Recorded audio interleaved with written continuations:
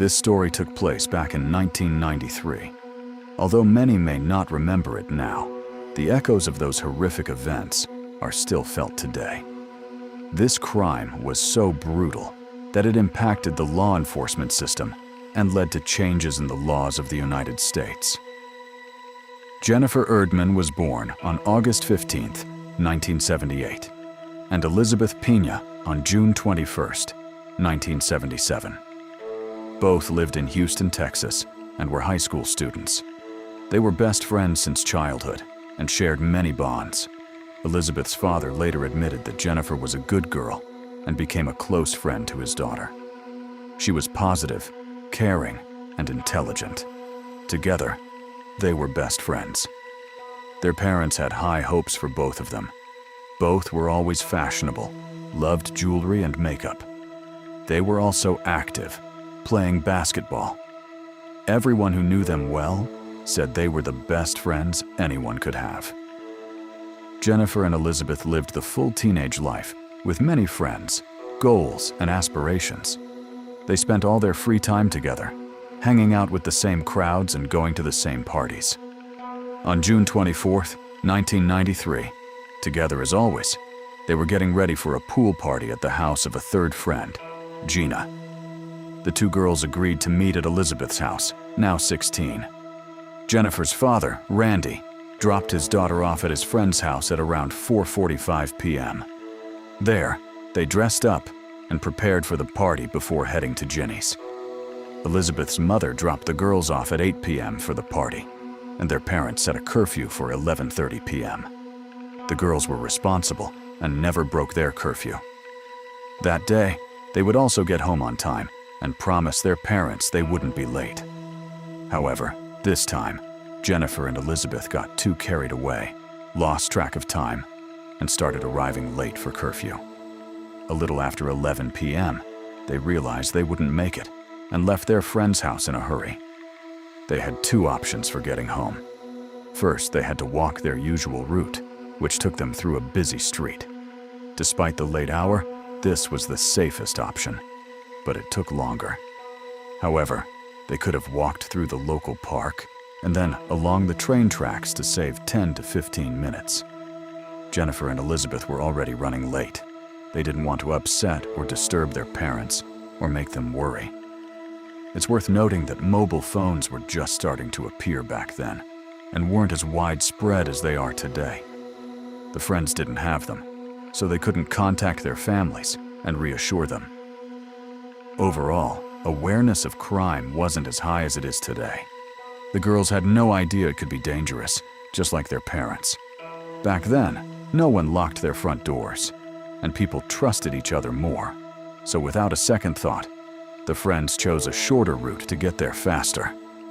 They had to navigate through the dark corners of the park and cross a railway embankment before reaching Elizabeth's house, and that decision proved fatal for them. Jennifer's mother woke up around 4 a.m. She noticed the light was still on in her daughter's bedroom, which struck her as odd. Her daughter always turned it off at night. The woman checked Jennifer's room, and it was empty. This worried the mother, and to avoid panicking prematurely, she tried calling the parents of her daughter's best friend. Jennifer's mother thought Jennifer might have spent the night at her place, but she couldn't reach them by phone.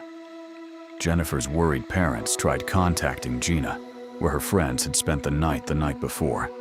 They might have been staying overnight at her place, but they couldn't reach her either. No one answered the phone at her house, so they went looking for her. They first stopped by the house of Elizabeth's daughter's friend, but no one answered the door. Then Jennifer's father was able to go to Ginny's house and talk to her. To his surprise, he didn't find the missing schoolgirls there either. Ginny said they left around 11 p.m. and she never saw them again. After this, the man stopped by Elizabeth's parents' home again.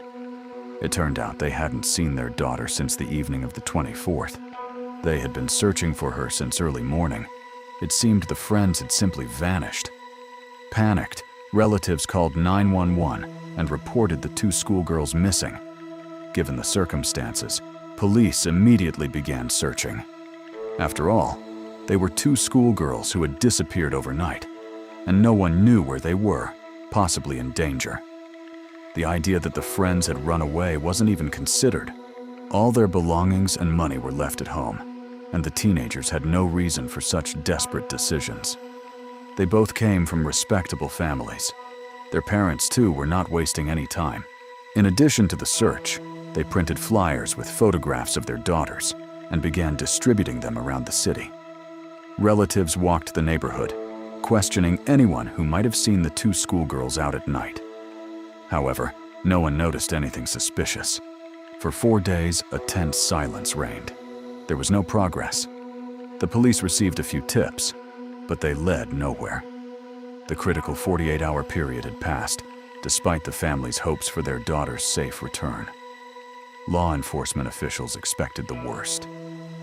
On the 4th day after the teenager's disappearance, the police station received an alarming anonymous call. The caller reported that Jennifer and Elizabeth's bodies were in a forest clearing behind a park they had taken a shortcut through.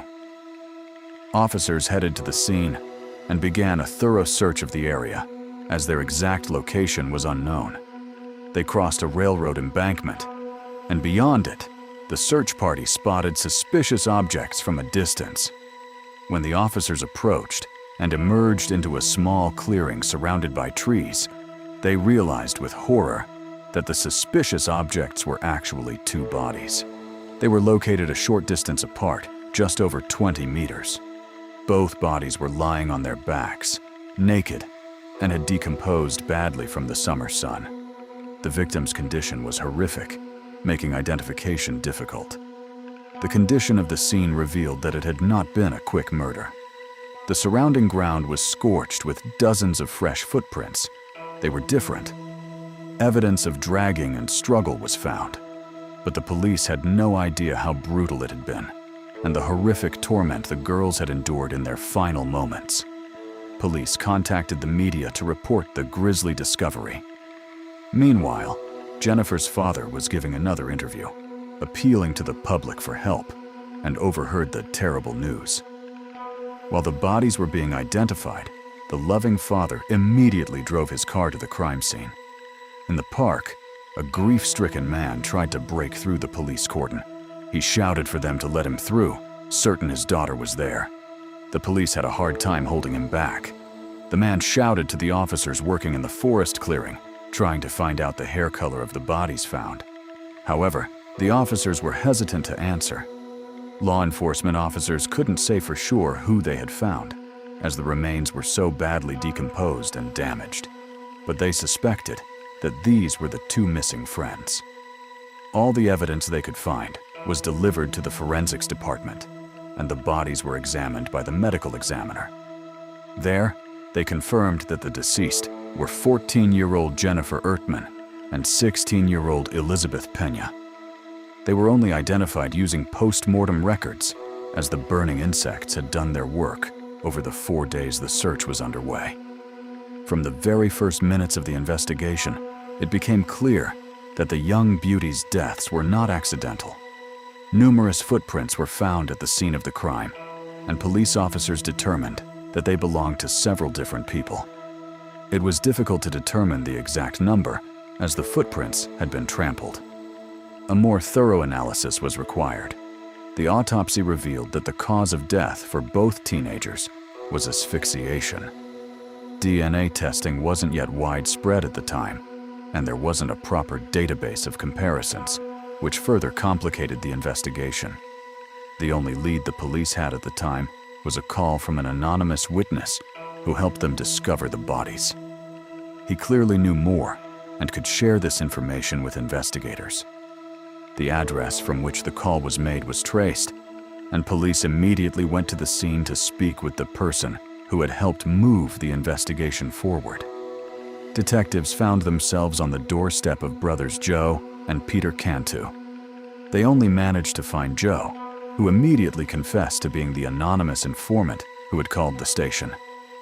From his words, it was learned that his brother Peter and 5 of his friends had brutally murdered 2 schoolgirls.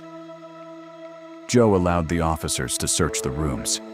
Several pieces of jewelry, clearly feminine, were quickly found. Later, The victims' relatives confirmed what Elizabeth and Jennifer had been wearing on the night of the tragedy. Traces of the girls' DNA were later found on the suspects' belongings. Based on the testimony of Joe Cantu's brother, investigators were able to reconstruct the events of that night. Shortly after 11 p.m., the two schoolgirls were walking through a park. Along the way, they encountered two young men, Romana and Frank Sandoval, who had just left a gang initiation gathering.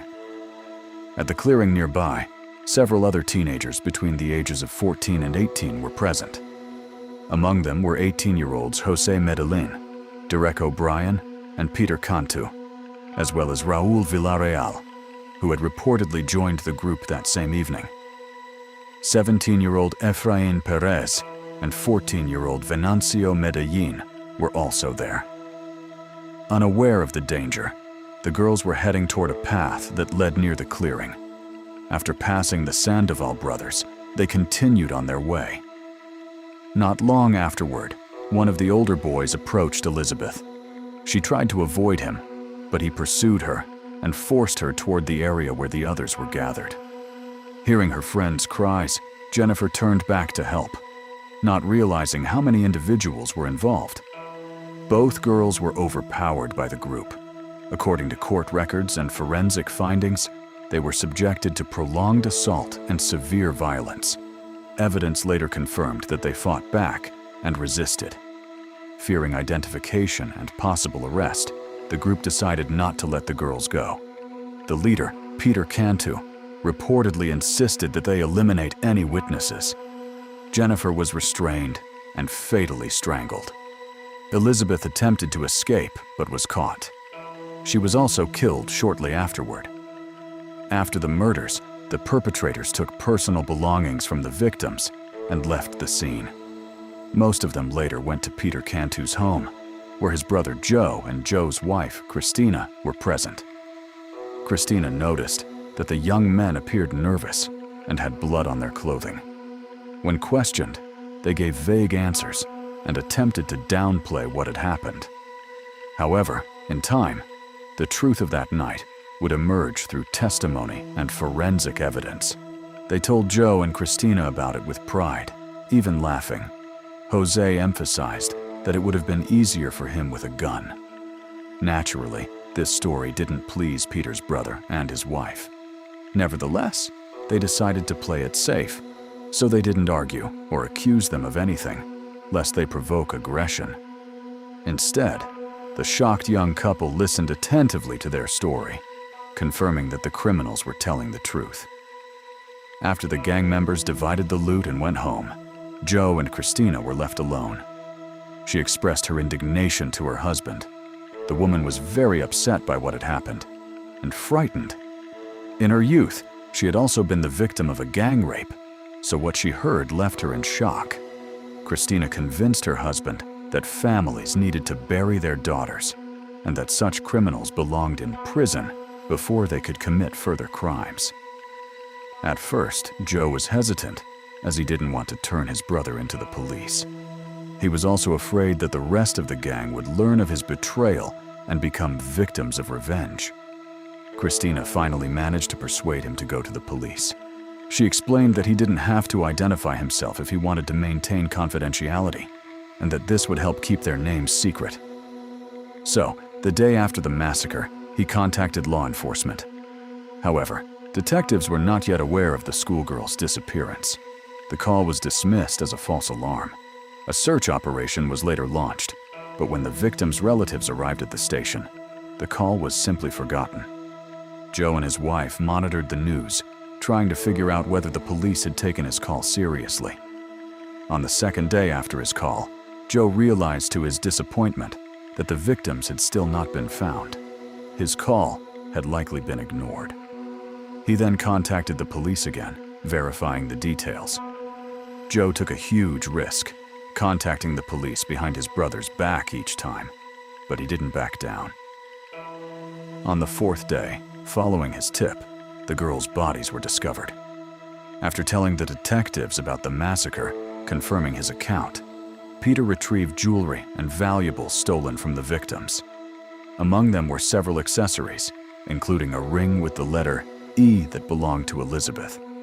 Interestingly, Jose decided to take it as a gift to his girlfriend, meaning he didn't even realize the gravity of the situation or the absurdity of such a gift. Police found part of a torn red belt in the brothers' home, identical to the one found near the bodies and believed to be the murder weapon. On June 29, 1993, all 6 participants in the brutal murder were arrested. When officers came to pick Derek up at Brian's, he attempted to escape through the back door of the house. Fortunately, officers were already waiting for him there, surrounding the area. He was also arrested on a charge of aggravated double murder.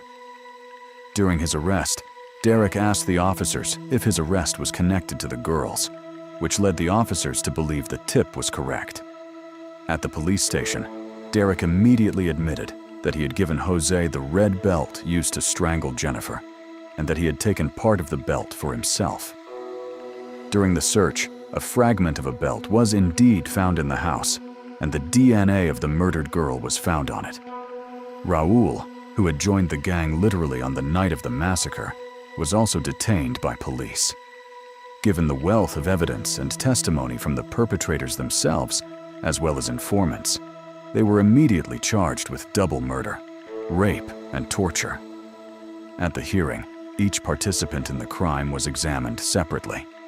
The families of the victims had to listen to the details of this brutal case 6 times, but they demonstrated fortitude and determination in their pursuit of the death penalty, which is legal in the state of Texas. Jennifer's father later recalled that when he rushed to the crime scene and learned of the girls' bodies, Derek was there, gave him an ambiguous smile, waved, and left. At the time, he was in a state of panic and shock, so he dismissed it, but later realized Derek was mocking his grief over the murder of his only daughter, whom he had lost forever. No one doubted the defendant's guilt, so 5 of the 6 were sentenced to death.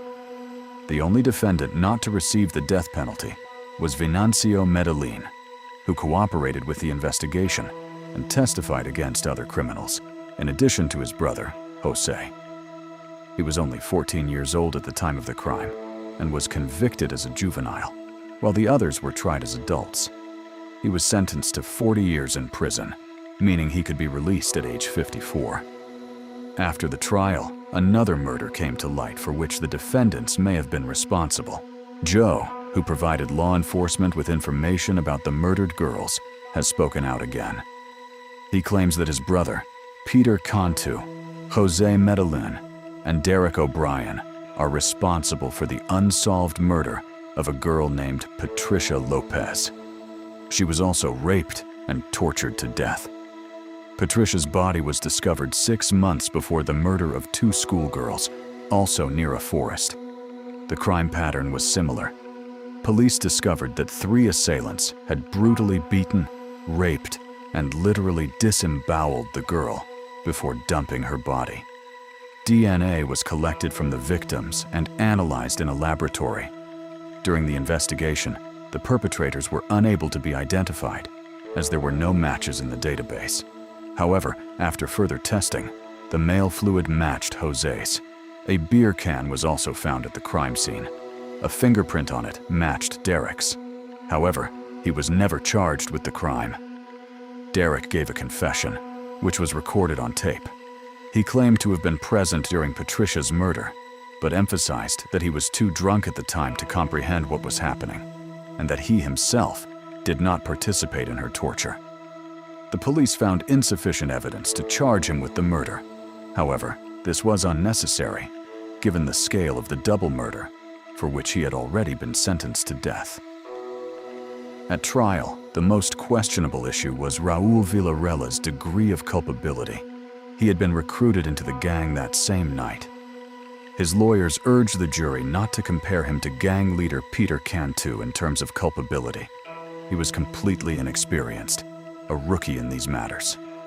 However, the prosecutor's office convincingly proved that he might not have voluntarily participated in this madness. Nevertheless, he was there, participated to some extent, didn't stop anyone, didn't leave, and didn't call for help. This meant that it was his voluntary decision, and his culpability could not be minimized. Therefore, he was sentenced to death. This was an unprecedented case in the history of the U.S. judicial system. For the first time, 5 out of 6 defendants were sentenced to death. The scale of the incident gripped the entire country. This horrific incident made headlines across the country and terrified everyone for a long time, especially local residents who avoided the area and took a long time to recover. Elizabeth and Jennifer's families attended every trial and every execution. Derek Sean Bryan was the first person to be executed in July 2006. He was the only one to show remorse before being killed by lethal injection. The criminal apologized to everyone just minutes before the execution. The killer said it was the worst mistake of his life. Despite Derek's regrets, Jennifer's father, Randy, remained adamant. There were opponents of the death penalty, including from high society, who argued that lethal injection was an excessively cruel form of punishment. However, the victim's parents countered such arguments. Derek O'Brien died without pain in just 20 seconds. Jennifer's father, who was present, openly stated that his daughter had been dying for over an hour, in horrific pain and torture. He had dreamed that her death would be as easy as an injection. Before Derek received the injection, Randy loudly declared that he wished for him to suffer the same brutal death he had inflicted on his daughter. Jose's execution also sparked controversy, even at the international level. It turned out that he was a Mexican citizen and had failed to communicate with representatives of his native country's consulate for his defense before his trial. This right was enshrined in the Vienna Convention and consular agreements. The United States was a party to the convention, but withdrew from its mandatory jurisdiction in 1986. Despite this, Mexico filed a lawsuit against the United States in the International Court of Justice. The court ultimately ordered a hearing for Jose Medellin to determine whether his inability to meet with Mexican consular officials had prejudiced his defense. Naturally, this all took place amid widespread media coverage and the participation of human rights organizations. All of this only added to the resonance of this complex case. In 2005, then-President George W. Bush ordered these hearings, but the Texas governor wasn't about to give up so easily. He challenged this order in the U.S. Supreme Court, which ruled that only Congress has the authority to rule on such matters. In July 2005, the International Court of Justice ordered a stay of Jose's execution and a hearing with the consulate, but the governor of Texas declared that they were not bound by the ICJ's ruling. Death penalty opponents openly protested the impending execution. However, the victims' families rejoined the fight, insisting on lethal injection for such a brutal crime. It's hard to imagine the horrors of the monster, waiting in prison to see how this standoff would end. He likely hoped for a pardon.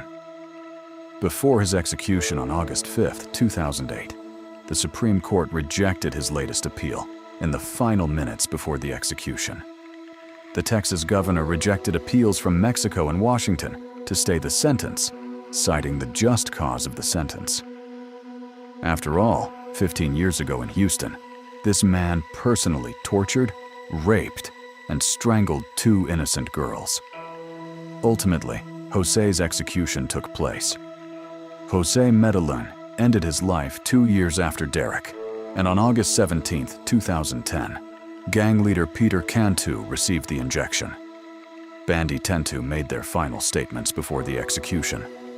Later, the victims' parents admitted that they were satisfied with the court's decision and the carrying out of the sentence. They also expressed sincere hopes that the participants in the brutal crime who avoided lethal injection would spend the rest of their lives in prison while awaiting the execution of their sentences. The Supreme Court passed a law prohibiting the execution of minors. As a result, Raul and Vela received life imprisonment, and they will even have the right to apply for parole in 2029. What happened had a tremendous impact on all the residents of Houston. This horrific tragedy destroyed dozens of lives. At the same time, the people of the city and the entire United States realized that the problem of gangs remains just as serious as it was in the past. In memory of the tragedy that claimed the lives of 2 innocent schoolgirls, a memorial was created at the very place where the bloody initiation took place. Another memorial site is located on the grounds of the school where the girls studied. Jennifer's family showed true fighting spirit in trying to ensure that all the juvenile offenders who killed the schoolgirls were punished. To this day, the offender has applied for parole more than 5 times. Each time this happened, Jennifer's family, led by her father Randy, gathered and firmly opposed any such attempts. The father of the murdered girl insisted that, regardless of their age, the juvenile sadists should never be released. Randy repeatedly gave interviews to journalists. Together with his family, he vowed to fight until the very end to ensure that none of the participants in this brutal crime would ever be free. He resisted throughout his life and kept his word. Unfortunately, in 2014, the man passed away from lung cancer at the age of 61. He had a tremendous impact on protecting the rights of the victims of the tragedy. His activism led to amendments in the legislation. Thanks to the efforts of the grieving father, victims' families gained more rights to defend their interests in court. In such cases, Randy did not hide his feelings during hearings and openly expressed his hostility toward the criminals. His behavior drew not only understanding, but also criticism. At that time, victims' families were not given the right to speak in court and openly express their emotions. However, after this case, the system became more accommodating. In addition, families were previously prohibited from attending the executions of the killers, but Randy managed to remove this restriction as well. Thanks to his persistence, the victims' families were present at all the lethal injections, which, as he believed, helped make the world a little better. The remaining gang members who are still behind bars continue to file petitions for parole and hope that one day they will be released.